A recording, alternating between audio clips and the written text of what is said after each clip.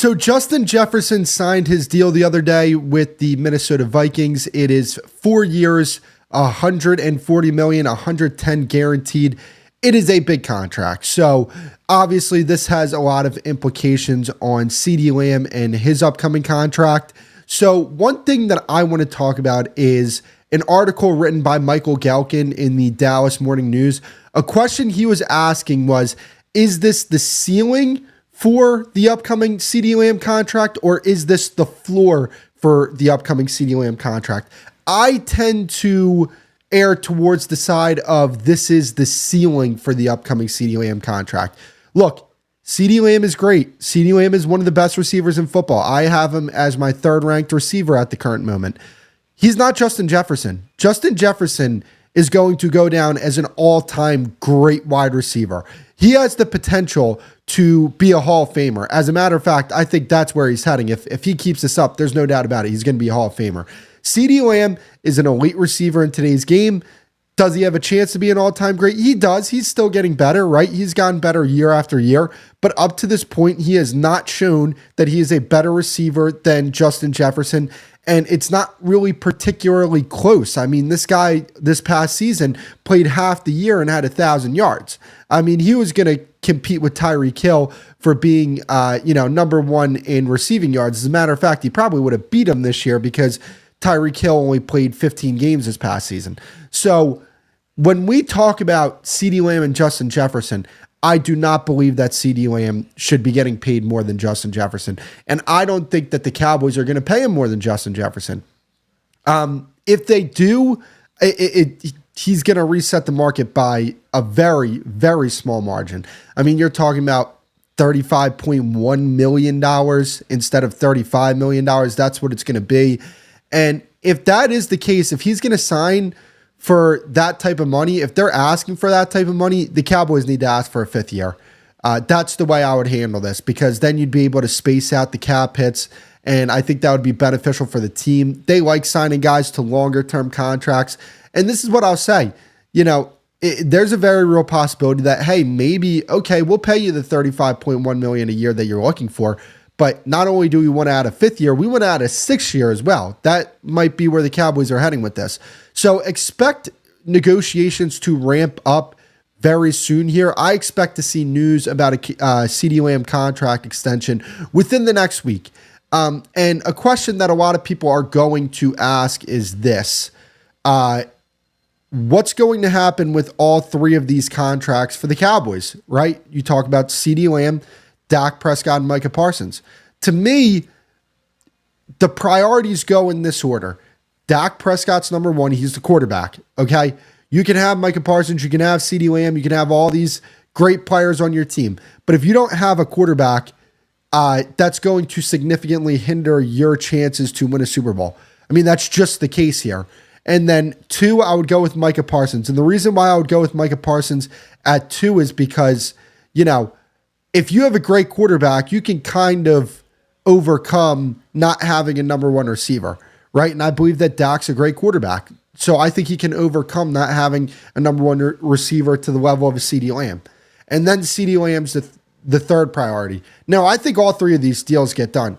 Gelkin in his article was talking about how it's all but certain if these guys ask to reset the market at their positions that two of the three guys will remain on the team. So that means they'll have to trade one of the guys. Quite frankly, I disagree with where he's coming from. One, because if you look at their future year salary cap, I heard this on ESPN.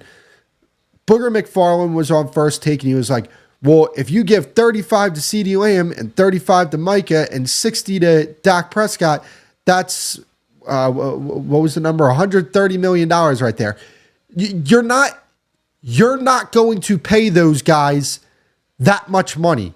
You're not. Yes, the average salary is going to look like that, but when we talk about cap hits, when we talk about the guaranteed money, you're not going to be paying those guys that type of money. And not only that, you can kind of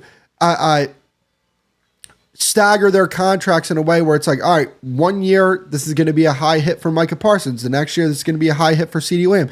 You can work around the cap. And especially when you look at the upcoming years for the Cowboys and their cap, Let's go over it. 2025, their team cap space is $65 million. You might be like, oh, well, how are you going to fit Dak, Micah, and CeeDee in on that? Well, Dak already accounts for $40 million of next year's cap because he has a dead cap hit. So that, obviously maybe the cap hit goes up a little more. Maybe it comes down a little more for next season, depending on how they structure the contract. So he already has a cap number of $40 million. Micah Parsons already counts on the cap as well. I believe he has a cap hit of, I'm looking for it right now. I believe it's $21 million. Yep, that's right, $21 million. So you have $65 million to play with next year before any type of restructures, before, any type of boost in the salary cap, right? So, and you already have Dak under contract for $40 million against the cap. You already have Micah Parsons under contract for $21 million against the cap. So, maybe these guys get a little bit of an increase, right? With, their cap number, but is it to the extent where you can't fit CeeDee Lamb under that? No, it's not to that extent, right? And not only that, when you look at some of the contracts up for next year, like Zach Martin might be retiring. DeMarcus Lawrence, he's a guy that could potentially be out of the door as well next year. But outside of that, you're not really signing any guys next year unless it's Micah Parsons.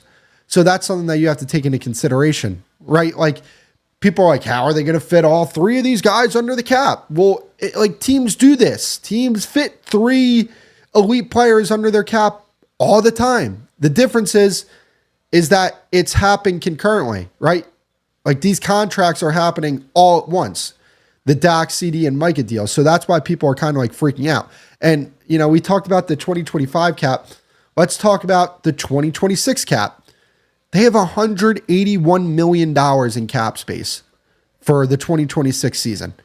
And that includes a dead cap number for Dak Prescott of $14 million. So already in the 2026 season, Dak Prescott accounts for $14 million. Now, obviously, let's just say his cap hits $44 million. Let's just say hypothetically. I don't know how they're going to structure these contracts, right? So that'd be a $30 million increase. You still have $150 million to play with in 2026.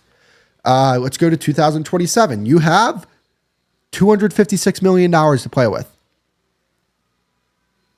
And now this year, Dak Prescott counts for only $2 million against the cap. Which, by the way, $57 million in dead cap money will go towards Dak Prescott if he doesn't re-sign with the Cowboys. They'll be able to fit these guys in the cap. They can actually do it pretty easily. I don't respect to Michael Galkin. I have so much respect for Michael Galkin that I pay $30 a month to the Dallas Morning News to read his articles. Okay, so there's no shade on Michael Galkin. I don't know where he's getting that from, but that's besides the point. CeeDee Lamb also is holding out. Here's the thing. I had a problem with Micah Parsons holding out of OTAs. I don't have a problem with CeeDee Lamb because he's doing it for a different reason. He's doing it and mandatory minicamp. I'm sorry. He's holding out of OTAs and mandatory minicamp. He's doing it for a different reason because the Cowboys need to get on the ball here and extend CeeDee Lamb. So that to me is a different reason. Sorry, my allergies are kicking in here. Overall, the Cowboys, I don't think should have any problem getting these contracts done. I expect them to get these contracts done. Dak and CeeDee, I expect them to get done by training camp. Micah, we'll see what happens with that. I think Micah is completely fine waiting because that money is just going to keep going up. That's all that's going to happen there. But that is the latest. I expect that CeeDee Lamb will probably come in. So A.J. Brown signed for $32 million. Justin Jefferson signed for $35 million. Expect to see it somewhere within the middle, maybe 33 and a half, somewhere around that average per year. And we'll see what they do with the years. But yeah, Justin Jefferson signed his contract. That's definitely going to have a lot of implications on CeeDee Lamb's upcoming contract.